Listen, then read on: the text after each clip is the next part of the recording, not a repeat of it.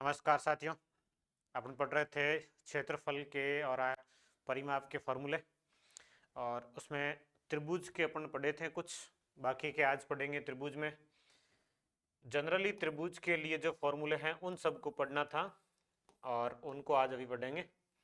त्रिभुज के लिए कोई भी एक त्रिभुज जिसकी भुजाएं ए बी सी है, तो इस त्रिभुज का क्षेत्रफल और परिमाप कैसे ज्ञात करते हैं। तो क्षेत्रफल का फॉर्मूला है, एक हीरोन का सूत्र है, root S S minus S minus B और एस माइनस सी। ये एक हीरोन का सूत्र है जो मतलब त्रिभुज के क्षेत्रफल के लिए, किसी भी प्रकार का त्रिभुज हो, कोई प्रकार फिक्स नहीं है, तीनों भुजाएं हो जिसमें ए बी सी, तो उसके क्षेत्रफल का फॉर्मूला ये है, हीरोन का सूत्र बोलते हैं इसको, S S minus S minus B S minus C. A B C भुजाएं हैं, एस जो होता है वो होता है अर्ध परिमाप। एस का मतलब है अर्ध परिमाप, मतलब परिमाप का आधा। एस होता है अर्ध परिमाप। परिमाप होगा तीनों भुजाओं का योग, ए प्लस बी प्लस सी, और इसका आधा बटे 2, ये एस का मान है, और ए बी सी त्रिभुज की भुजाएं हैं। तो एस अर्ध परिमाप, हीरोन का सूत्र बोलते हैं इसको, S S minus S minus B S minus C. ये है किसी भी प्रकार के त्रिभुज के लिए यूज हो सकता है। दूसरा आता है त्रिभुज के क्षेत्रफल का फॉर्मूला। यदि दो भुजाएं और उनके मध्य का कोण दे रखा हो, तो इस त्रिभुज का क्षेत्रफल बराबर 1/2 ए बी साइन थीटा। ये इसका फॉर्मूला। दो भुजाएं और उनके मध्य का कोण दे रखा हो तो त्रिभुज का क्षेत्रफल 1/2 ए बी साइन थीटा। एक और बनता है कि यदि त्रिभुज में कोई एक आधार जैसे ये और इसके साथ में ऊंचाई दे रखी हो, तो इस त्रिभुज का क्षेत्रफल, आधार के साथ में यदि ऊंचाई दे रखी है तो त्रिभुज का क्षेत्रफल होता है 1/2 आधार गुणा ऊंचाई। कोई एक भुजा और उसके साथ में उसकी ऊंचाई दे रखी हो, तो इस क्षेत्रफल के सूत्र से आप त्रिभुज का क्षेत्रफल ज्ञात कर सकते हो, 1/2 आधार गुणा ऊंचाई। क्षेत्रफल का एक ये भी फॉर्मूला, एक ये भी है, एक हीरोन के सूत्र से भी है। तो त्रिभुज के क्षेत्रफल के 3 फॉर्मूले हैं। इसके बाद में आता है कोई भी त्रिभुज है और उसके अंतःवृत्त की त्रिज्या ज्ञात करनी हो। यह त्रिभुज है, ये इसका अंतःवृत्त है, इसकी त्रिज्या आर जैसे आपको ज्ञात करनी हो। त्रिभुज की भुजाएं मान लीजिए दी हुई है ए बी सी। ए बी सी त्रिभुज की भुजाएं हैं और इसके अंतःवृत्त की त्रिज्या, अंतःवृत्त की त्रिज्या, अंतःवृत्त की त्रिज्या स्मॉल आर बराबर होता है डेल अपॉन एस, या इसको सीधा ही लिख लो, त्रिभुज का क्षेत्रफल, त्रिभुज का क्षेत्रफल, जो भी त्रिभुज है उसका क्षेत्रफल ज्ञात करेंगे, बटे में एस होता है अर्ध परिमाप। त्रिभुज का क्षेत्रफल बटे अर्ध परिमाप। ये त्रिभुज का क्षेत्रफल बटे अर्ध परिमाप, या 2 गुणा त्रिभुज का क्षेत्रफल बटे परिमाप, ऐसे भी लिख सकते हैं। 2 गुणा त्रिभुज का क्षेत्रफल, त्रिभुज के क्षेत्रफल का 2 गुणा करना है और फिर उसमें भाग देना किसका, परिमाप का। ये अंतःवृत्त की त्रिज्या का फॉर्मूला है। सभी प्रकार के त्रिभुजों में ये यूज होता है। वैसे अपन ने इससे पहले वाली क्लास में समकोण त्रिभुज के लिए और समबाहु त्रिभुज के लिए अलग से सूत्र पढ़ लिया था। समकोण त्रिभुज के लिए आर बराबर था आधार प्लस लंब माइनस कर्ण बटे 2, और समबाहु त्रिभुज के लिए था ए बटे 2√3। ये दोनों पहले पढ़ लिए हैं। ये समकोण त्रिभुज का है और ये है समबाहु त्रिभुज का। इन दोनों को पहले अपन पढ़ चुके हैं। समकोण और समबाहु त्रिभुज के अंतःवृत्त की त्रिज्या के सूत्र आधार प्लस लंब माइनस कर्ण बटे 2 और ए बटे 2√3। ये किसी भी प्रकार का त्रिभुज हो उसके लिए अंतःवृत्त की त्रिज्या का फॉर्मूला। अब आता है परिवृत्त की त्रिज्या का फॉर्मूला।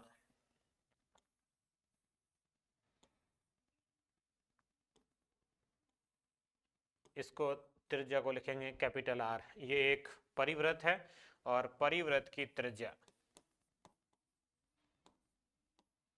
परिवृत्त की त्रिज्या कैपिटल आर बराबर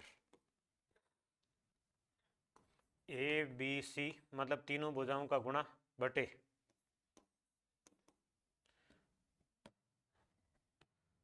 ए बी सी बटे 4 गुणा त्रिभुज का क्षेत्रफल।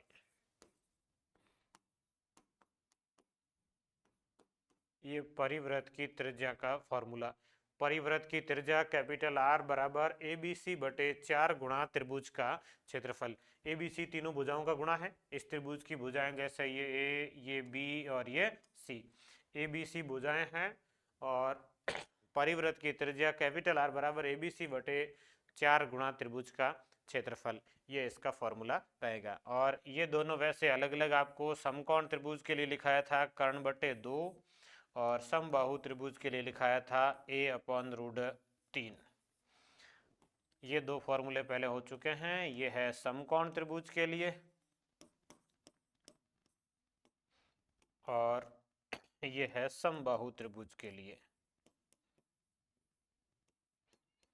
ये त्रिभुज के क्षेत्रफल के फॉर्मूले। इसके बाद आता है यदि दो समरूप त्रिभुज हैं, उनकी भी एक थ्योरम है। ए बी सी और एक त्रिभुज है पी क्यू आर। यदि दोनों समरूप है, त्रिभुज ए बी सी समरूप त्रिभुज पी क्यू आर, यहाँ एक क्षेत्रफल की थ्योरम है। यदि दो त्रिभुज समरूप त्रिभुज है तो समरूप त्रिभुजों के क्षेत्रफलों का अनुपात, त्रिभुज ए बी सी का क्षेत्रफल बटे त्रिभुज पी क्यू आर का क्षेत्रफल, समरूप त्रिभुजों का क्षेत्रफल इनकी संगत भुजाओं के वर्गों के अनुपात के बराबर होता है। तो ये दोनों त्रिभुजों के क्षेत्रफलों का अनुपात संगत भुजाएं, जैसे ए बी सी त्रिभुज की ए बी भुजा ले रहे हैं तो इस पी क्यू आर में इसकी संगत भुजा होगी पी क्यू। ए बी और पी क्यू क्या स्क्वायर, ये इसका फॉर्मूला है। समरूप त्रिभुजों में त्रिभुज ए बी सी का क्षेत्रफल और पी क्यू आर के क्षेत्रफल का अनुपात इनकी संगत भुजाएं, जैसे ए बी के संगत पी क्यू, बी सी लेंगे तो क्यू आर होगा। इसके बराबर आप ऐसे भी लिख सकते हैं बी सी बटे क्यू आर और इसका भी क्षेत्रफल, सॉरी स्क्वायर। और फिर तीसरी भुजा यदि ए सी लेंगे तो इधर से होगा पी आर, ए सी बटे पी आर और इसका भी स्क्वायर। अब इनका परिमाप लेंगे दोनों का ही, पहले का परिमाप P1 दूसरे का परिमाप P2, तो भी ये इसका। यदि दोनों की माध्यिका ले रहे हैं, पहले की माध्यिका M1 बटे दूसरे की माध्यिका M2, तो भी इसका स्क्वायर।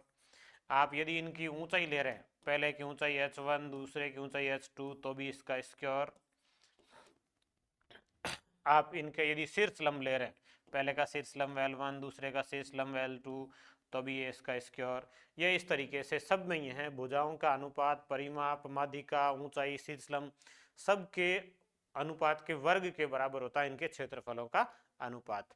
ये होता है समरूप त्रिभुजों के अंदर। ये समरूपता की एक थ्योरम है जो क्षेत्रफल में यूज होती है। दूसरी है एक त्रिभुज के भुजाओं के मध्य बिंदुओं को मिलाने से दूसरा त्रिभुज बनता है। यह त्रिभुज ए बी सी और इसके मध्य बिंदुओं से बनता है पी क्यू आर। ये मध्य बिंदु है, मतलब बराबर भाग हुए हैं इधर के दोनों, इधर ये मध्य बिंदु, ये दोनों बराबर भाग हुए, इधर ये मध्य बिंदु है, इधर ये दोनों बराबर भाग हुए। यदि मध्य बिंदुओं को मिलाने से इस प्रकार त्रिभुज बने तो ये टोटल 4 त्रिभुज दिख रहे हैं आपको सीधे। ये चारों क्षेत्रफल में इक्वल होंगे, ये इसकी थ्योरम है। चारों त्रिभुजों का क्षेत्रफल, त्रिभुज 1 का क्षेत्रफल बराबर त्रिभुज 2 का क्षेत्रफल बराबर त्रिभुज 3 का क्षेत्रफल बराबर त्रिभुज 4 का क्षेत्रफल। ये चारों क्षेत्रफल में बराबर होंगे। और जो छोटा त्रिभुज है पी क्यू आर, त्रिभुज पी क्यू आर का जो क्षेत्रफल है वो बड़े त्रिभुज का चौथा हिस्सा होगा कि 4 बराबर टुकड़े हो गए, चौथा हिस्सा होगा त्रिभुज एबीसी के क्षेत्रफल का। त्रिभुज पी क्यू आर का क्षेत्रफल त्रिभुज एबीसी के क्षेत्रफल का चौथा हिस्सा होता है। ये इसका फॉर्मूला है। यदि भुजाओं के मध्य बिंदुओं से त्रिभुज बनता है तो बड़े त्रिभुज का चौथा हिस्सा, क्योंकि इसमें 4 बराबर त्रिभुज बनेंगे और परिमाप में यह आधा होता है। त्रिभुज पी क्यू आर का परिमाप बराबर 1/2 त्रिभुज ए बी सी का परिमाप। परिमाप में आधा, क्षेत्रफल में चौथाई। ये पी क्यू आर का परिमाप ए बी सी के परिमाप का 1/2 और क्षेत्रफल का 1/4 होता है। इसके अलावा एक और है थ्योरम माध्यिका की। एक त्रिभुज की एक माध्यिका दो क्षेत्रफलों में बराबर बांटती है। एक माध्यिका है तो दो बराबर क्षेत्रफलों में विभाजित करेगी, मतलब ये क्षेत्रफल और ये क्षेत्रफल आपस में बराबर होंगे। यदि ए डी एक माध्यिका है, त्रिभुज ए बी सी में ए डी माध्यिका है और एक माध्यिका त्रिभुज को दो बराबर क्षेत्रफलों में बांटती है, या क्षेत्रफल 1 और क्षेत्रफल 2 आपस में बराबर होंगे। एक का क्षेत्रफल और बराबर त्रिभुज 2 का क्षेत्रफल, 1 और 2 क्षेत्रफल में आपस में बराबर होंगे। यदि ये माध्यिका है तो ये क्षेत्रफलों में आपस में बराबर होंगे। एक और थ्योरम है कि यदि तीनों माध्यिकाएं आ जाए, तीनों माध्यिकाएं आएंगे तो त्रिभुज के 6 टुकड़े होंगे और 6 के 6 क्षेत्रफल में बराबर होंगे।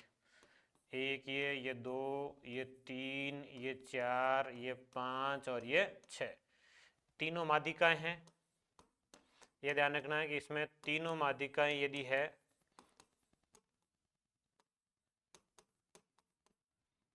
तीनों माध्यिकाएं हैं तो जो 6 बने टुकड़े वो बराबर होंगे। त्रिभुज 1, त्रिभुज 2, त्रिभुज 3, त्रिभुज 4, त्रिभुज 5, त्रिभुज 6, 6 के 6 क्षेत्रफल में बराबर होंगे और पूरे बड़े त्रिभुज का छठा हिस्सा होंगे। अब इसमें एक थोड़ी सी और थ्योरम है। यदि तीनों माध्यिकाएं आप बनाते हैं, इसके बाद में ये दोनों आपस में मिला दिया जाए,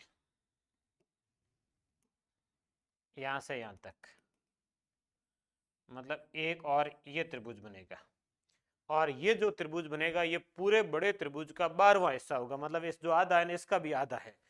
तो इसका अपन एक नाम लिख लेते हैं त्रिभुज ए बी सी, इसका नाम लिख लेते हैं पी क्यू आर। माध्यिकाओं से बना, तीनों माध्यिकाएं खींचने के बाद इस तरीके से एक बनेगा। यदि पी आर को मिला दें तो त्रिभुज पी क्यू आर का क्षेत्रफल बड़े त्रिभुज का 12वां हिस्सा है, त्रिभुज ए बी सी का क्षेत्रफल।